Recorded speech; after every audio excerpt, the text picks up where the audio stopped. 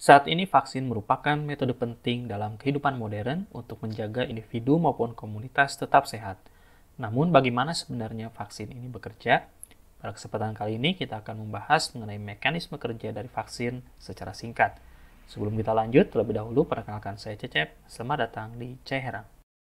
Untuk memahami bagaimana kerja vaksin, maka kita harus memahami terlebih dahulu mengenai sistem imunitas, yaitu suatu sistem dalam tubuh yang menjaga kita dari berbagai serangan makhluk hidup lainnya. Secara garis besar, sistem pertahanan tubuh kita ini terbagi menjadi sistem pertahanan tubuh bawaan atau innate immunity dan sistem pertahanan tubuh adaptif. Innate immunity merupakan garis pertahanan pertama tubuh kita. Sistem ini selalu aktif, bekerja terhadap berbagai jenis kuman, namun cenderung pasif, serta reaksinya relatif kurang kuat.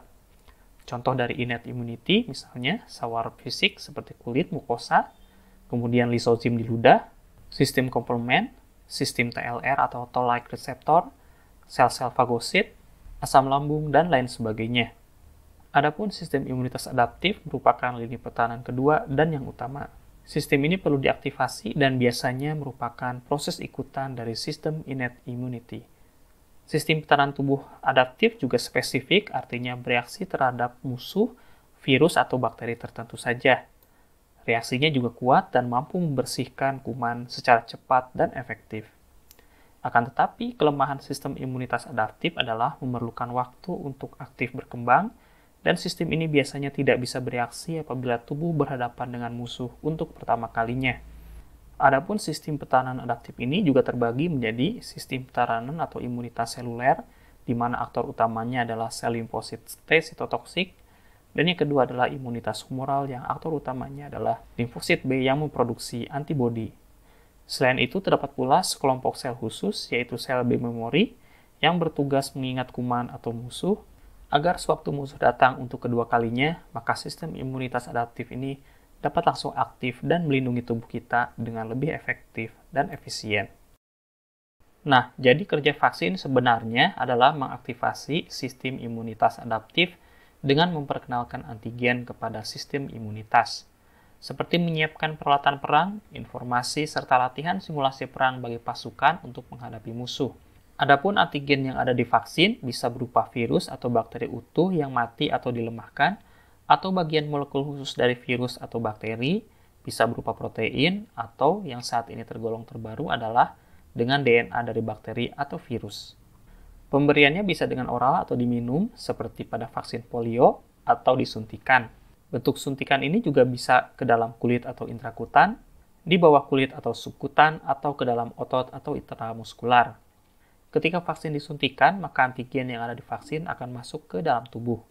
Antigen ini akan berhadapan dengan sistem innate immunity yang salah satunya yang berperan penting adalah reaksi oleh sel APC atau antigen presenting cell. APC ini ada APC profesional, misalnya sel Langerhans, atau APC non-profesional seperti makrofag.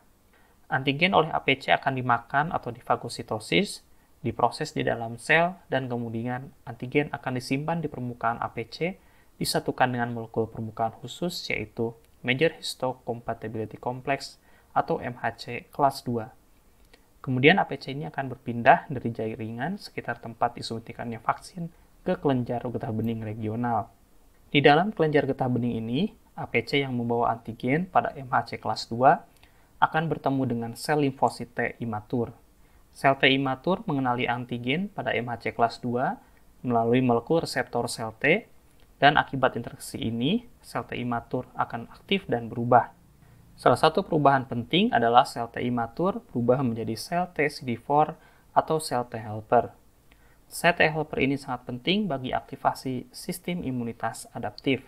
Sel T helper ini kemudian akan berinteraksi dengan sel B imatur yang ada di kelenjar getah bening.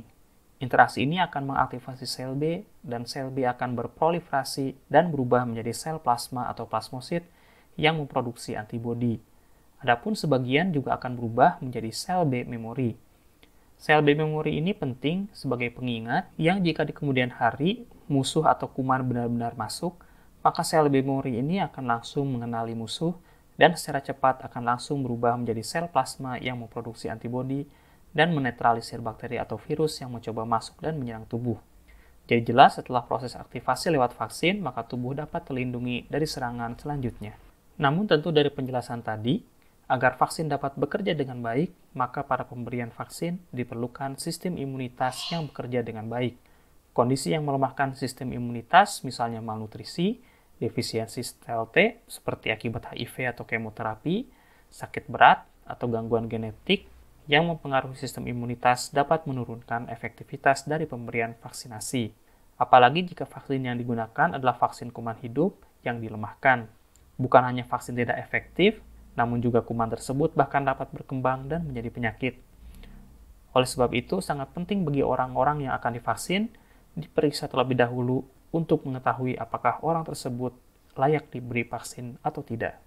Selain itu, seringkali ada vaksinasi yang diberikan secara serial, artinya diberikan beberapa kali.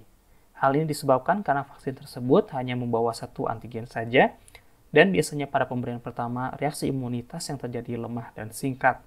Agar imunitas yang dihasilkan baik, maka diperlukan pemberian lanjutan, misalkan pemberian kedua, di mana pada pemberian kedua ini reaksi imunitas akan lebih kuat dan berlangsung lebih lama.